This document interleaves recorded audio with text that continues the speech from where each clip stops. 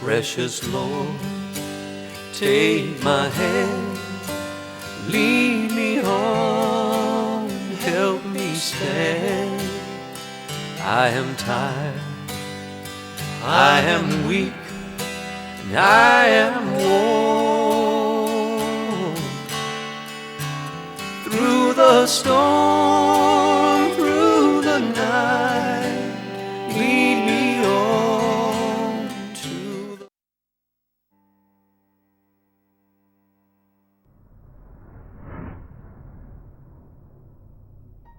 Many people think that human trafficking is a problem that really originates in other countries, that the United States is basically in the position of receiving trafficking victims and using them, and that's certainly true.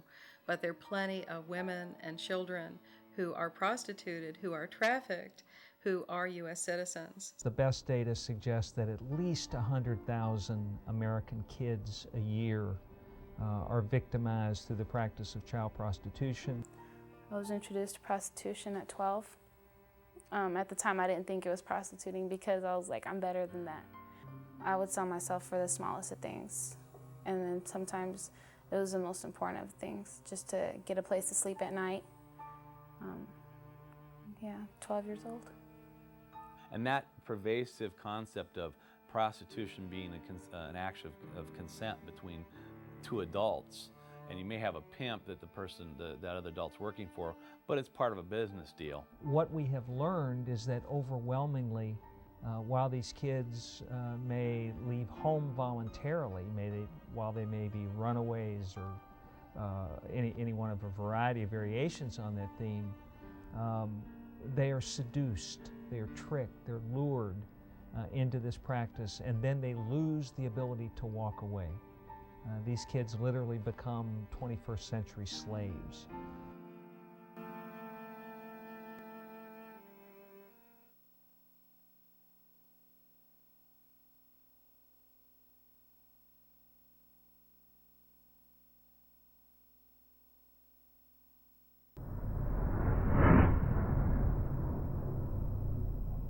To the trafficker, a child is low risk, high profit, and easy to move about. What type do you want? What basically type of girl do you want? Black, white, or what? Well, how old are the, how many young ones do they have? I got 4. 4? Black and white, 2 black, 2 white. And they're all, how old are they? They're between 14 and 17. Okay. Well, how old's the, what color is the 14-year-old? She's white. Okay, white sounds good. If you pay the price, you can get what you want. I can get it for you. Really? Now, if you want something really young, that 200, it just costs a little more than that. Sure. But how young you talking? Talk to me. Well, how young do you have? Well, I don't have nothing younger than 14. Okay, no, 14's good. Okay. Yeah, that'd be great. So the girls over there cost 2, is that? That's the women. The women. Now, if I told you 2, and you know you want something young, and I tell you to add something to it, just tell me, you just pick a figure to that. Well, I guess, what, 3? 3. If you do 3, you got it. If a city says that they have found 25 juveniles per year, that means that 4, 10 times that amount are actually on the streets. Many of them come from the foster care system. The majority of them have a history of being involved in either CPS, Child Protective Services, or actually in foster care. I traded my sexuality and my own self for anything under the sun, for drugs, for money, for rides down the street, for bus fare, for change to call my mom and tell her to pick me up. I traded myself for food, for a place to live, for a bottle of water. Most of the 14, 15, 16-year-olds that I've worked with, 15 sex acts per night would not be uncommon at all. Some of the kids have been forced to have as many as 40 sex acts in a day. One of the saddest ones I ever saw was once we got everything off of her, she was 9 years old.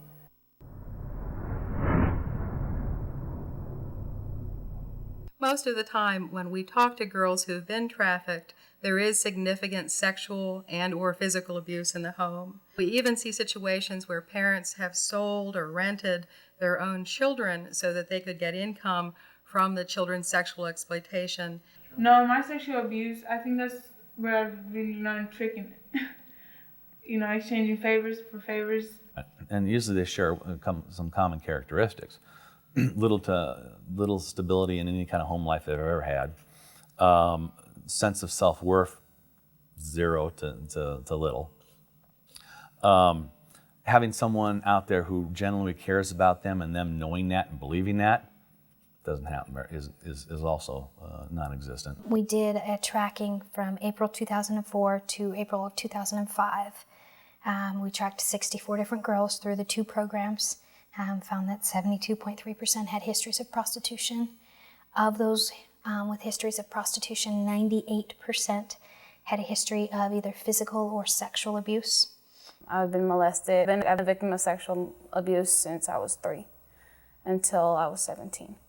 There were 3 boys who I worked with in my role as a school social worker in O'Donnell Heights Elementary in Baltimore, where there was something significant happening in the home because the behavior of all 3 of the young boys who we were working with changed dramatically. The youngest began crawling under his teacher's table and urinating, and the older 2 became extremely withdrawn. And eventually it came out that the father was selling or renting his 3 boys to a pedophile in a nearby neighborhood for beer and cigarette money. Dallas, Texas did a report on this, and they found, I believe, that approximately 75 to 80% of the girls that are on the street, the juveniles, have run away. Some of them are chronic runaways, looking for some place that can provide what they believe is emotional and physical security for them. They probably got some kind of abuse at home, some kind of problems at home. And they're looking to get away from that and be in control. Shania was gang raped when she was 12. She went to her mother, who beat her and said, "Why are you telling me this? The same thing happened to me. Grow up and live with it." Right after that, her mother started selling her to strangers for money, and her mother would not let her tell anyone. When she finally did start acting out in school and elsewhere, she was put into foster care as a troubled child, and her mother was able to successfully portray her as being a kid out of control who she tried her best to help.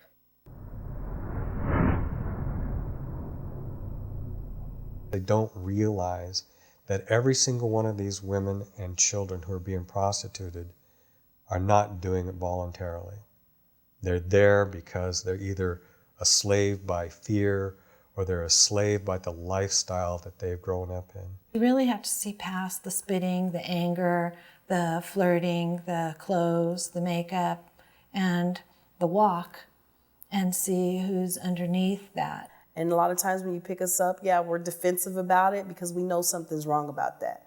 And a lot of times we're ashamed about it, and that's the only way we know how to do, is to get defensive and to fight back, because that's how we know how to survive. No child at the age of 12 says, when I grow up, I want to be a prostitute. It wasn't a choice that they made. It's a circumstance that caught them and that they can't get out of. I was in juvenile a lot. I was in juvenile constantly. I think I'd have to say over 20 times, because I had a pretty good long runaway sheet. Been picked up by cops more times than I can count. I've been pulled over, put in handcuffs, taken home. They're all quite savvy, as are their pimps, about the laws, and that the pimps won't get in trouble if they say that they're over the age of 18. So almost all of them lie to the police when they're stopped. The police tend to view that kid one way, social services views it another way, and what has happened historically is the kid's fallen through the cracks.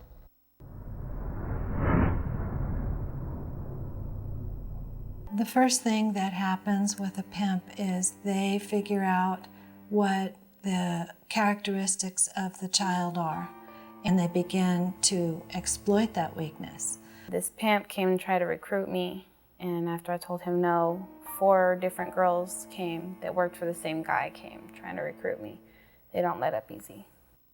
The girls that go to the malls and or the bus station and train station, or even the schools, the pimps who are specifically looking for girls will go to those places, and they'll go up and they'll just start talking to girls. They usually convince them that they're a nice guy, that they like them, that they're important to them, they want them to be their friend. He was really nice to me. He kept telling me about all this stuff that he does and all these glamorous things that he does right now. And me, because I love attention, and I love when somebody gives me attention or tells me that I'm pretty or I'm beautiful or something, it was easy for me to fall like putty into his hands. And then after he got me like that, and then he was like, you know, if you really appreciate me and you really like me, then you'll do this, because then I can take care of you and you don't have to worry about anything else, and we'll be together and it'll be such a fairyland. They would promise me warm beds, warm apartments, cool apartments, luxury, all the clothes that I could ever want, shopping sprees. They promised me to help me get my baby back. And they promised me the world. The first time that they get beat, the first time that they get raped, the pimp can turn back around and say, it's because I love you that I'm doing this. And regardless of what's around them and what's happening to them in the here and now, they're still hoping for that gold at the end of the rainbow. I have the list of the just the 127 kids that came in, and I've got their city and their states. And obviously California is substantially. I've got Arizona, Washington, Oregon, Wisconsin, Texas, Tennessee, Louisiana, Montana, Colorado, Georgia, New York, Florida, Illinois, Utah, Idaho, Oklahoma, North Carolina, Maryland, Indiana, New Jersey, Missouri, New Mexico, Arkansas, Alaska, Maine, Massachusetts, Vermont, Iowa, and that's just on this list.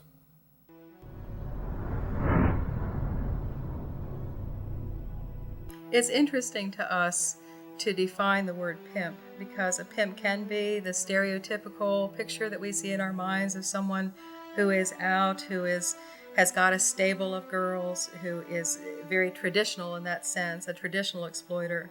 But unfortunately also there are pimps that emanate from the family, and mothers and fathers who expect children to be bringing in income. There are neighbors who are secretly exploiting children. There are people who are taking advantage of them through the internet. I would say that 100% of the children who we work with in one way or another have a pimp. I needed some girls that are sort of 16, 17. My little niece, she's 19. Did she work before her? No. She needs the money. I mean, she's Well, I don't want to...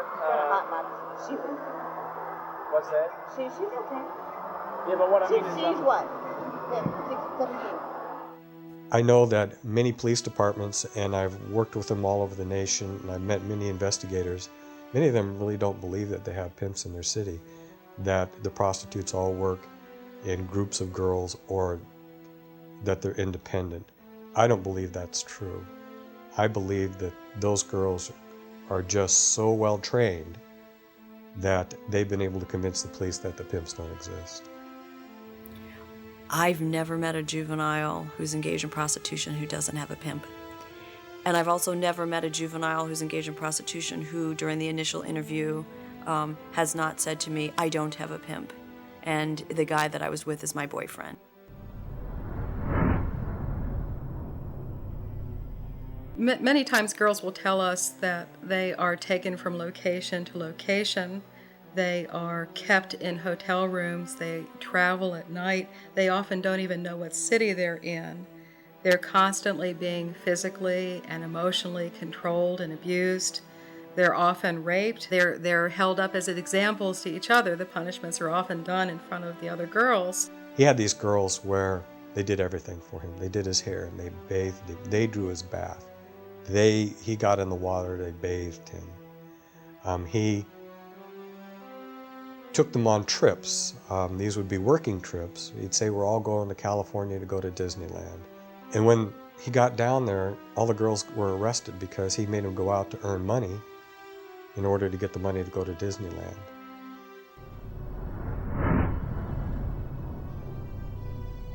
people don't understand the level of psychological control that the pimps and other traffickers have over these girls. It's kind of a combination of being a victim of domestic violence and a victim of a cult leader.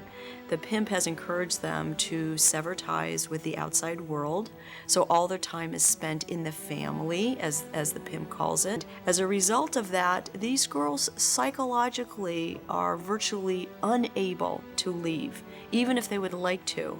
When a man comes up to you and tells you, oh, you're beautiful and I love you, and you're 16 or 17 years old, and you feel like he could be saying this to anybody else but me, so why is he choosing me? They're brought in with the same kind of lies, the same kind of coercion, the same kind of trickery. They're either told that they're going to tell their families, or they're going to hurt their families, or that amazing things are ahead.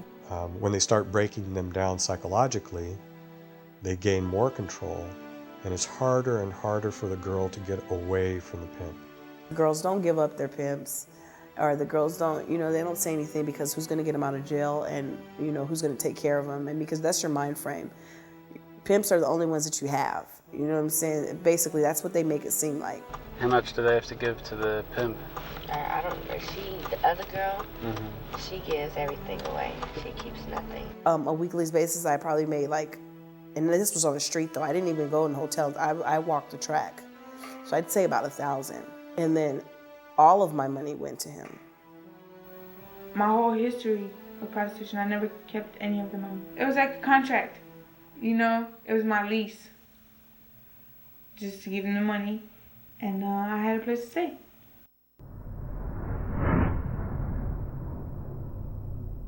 Usually the pimps they, like all of us, have two arms, but both of them are manipulative arms.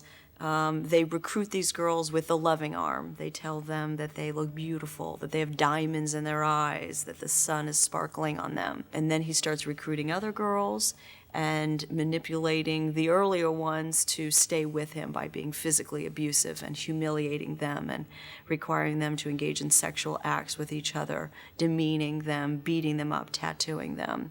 And by this time, this vulnerable child is attached and doesn't want to leave them.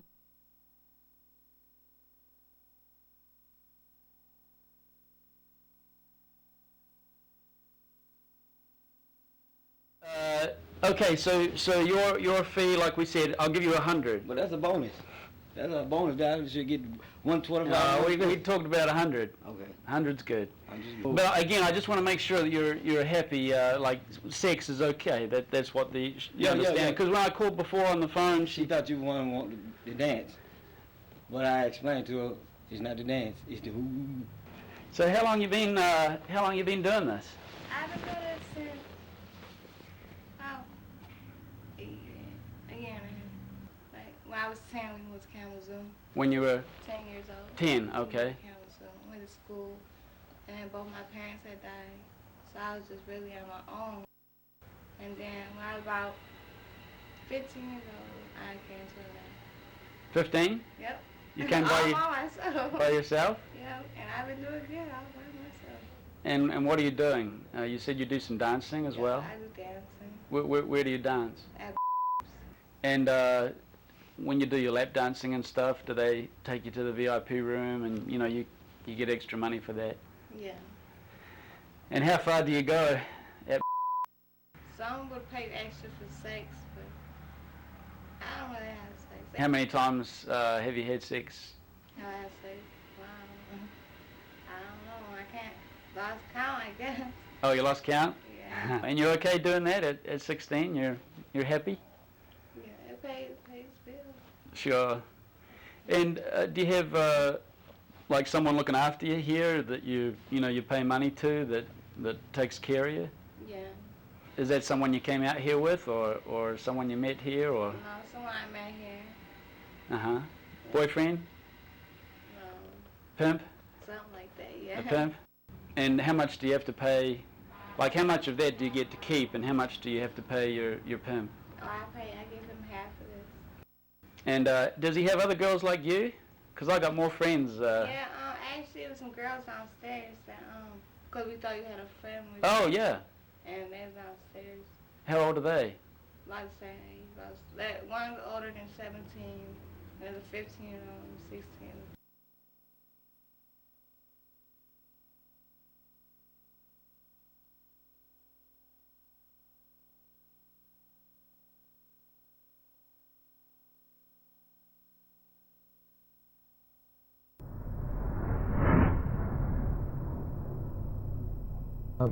We are convinced that child sexual exploitation is one of the most under-recognized, underappreciated, underreported phenomenon in society today. The only way not to find this problem in any community is simply not to look for it. The district attorney and I have decided that we can't just sit back and wait for the system to do something. We are talking to people in all sorts of nonprofit organizations around our community to find the best solution we can. I think these cases that involve children, adolescents who are involved in commercial sex are probably one of the most difficult cases to do, some of the most difficult cases to do. And that's because these girls are victims. They do not identify as victims. They don't want you to identify them as victims. And they do not want your help, or at least that's what they will tell you. I think that law enforcement is starting to look at, especially the juveniles out there, as victims. But we don't know what to do about it.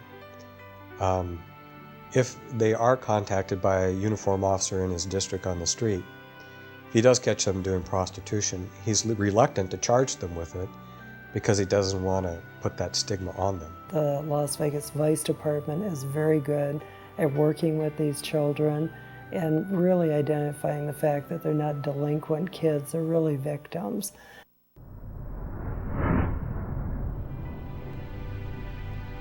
It's pretty exciting to see what's happening in the United States. We're just at the tip of what I believe will be the most effective way to deal with these trafficked girls and to prosecute the offenders. And that is a greater cooperation between law enforcement, non-government groups, the faith-based community, as well as federal law enforcement. So there have to be multidisciplinary approaches.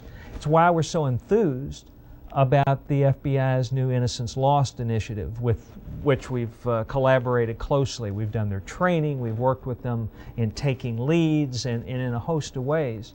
They've made more than 100 prosecutions. And what they're seeing in these cases is that these aren't single jurisdictional crimes. These are offenders who are moving their victims from state to state. The role of federal law enforcement in this effort is absolutely vital. So we believe that if we're going to have meaningful impact on the problem of child sexual exploitation, we have to bring together as teams, as units, as task forces, representatives of multiple disciplines, law enforcement, social services, mental health, and others, and representatives of various levels of government. In many cases that I've had, I will sit down with the victim for hours, for days, and only get probably 20% of the truth. And if I bring in somebody from a non-governmental organization that specializes in this, particularly if the person is a survivor, and we've used a number of survivors, it's so helpful at bridging the gap between law enforcement and the victim.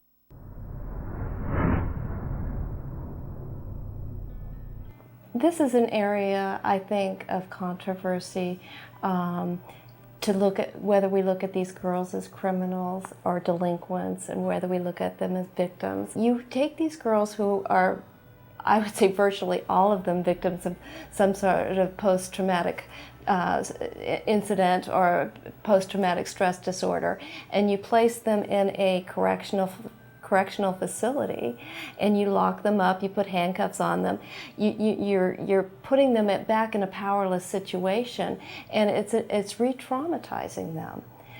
But if we just ignore the issue, the problem, we ignore the girl, say, oh, she's a victim, we're just going to put her back home, is not understanding who these girls are. We need to learn how to best treat them, how to best give them what they need. We need shelter desperately around the country. In the Washington, D.C., for example, there's very few places that we have that can house these girls. And the places that we do have do not specialize in the issues, the very unique issues for children that are involved in commercial sexual activity. We're locking up the girls, but we're not going after the men that are buying these services. Our society looks at the girls as the criminal and not the men that are buying these services. Soliciting prostitution from a child should be an extremely serious crime. I know that every one of those children that we have rescued and every one that we have gotten back into school and every one that we have taken drugs out of their system and every one that we've given some hope that they don't have to live their life as a sex slave, that is tremendous success. What I would want them to know is that I'm more than just a stereotype they saw. I'm more than just a junkie, a hoe on the street. I'm more than just a deadbeat mom. It takes somebody with true heart, true pure heart and compassion to understand that and see through that. For the first time in this country, people are paying attention and are building capacity or building expertise in an area where no one wanted to do it before. So keep battling. We're winning this fight. This is a battle that not only are we winning, but we can eradicate this problem during our lifetimes.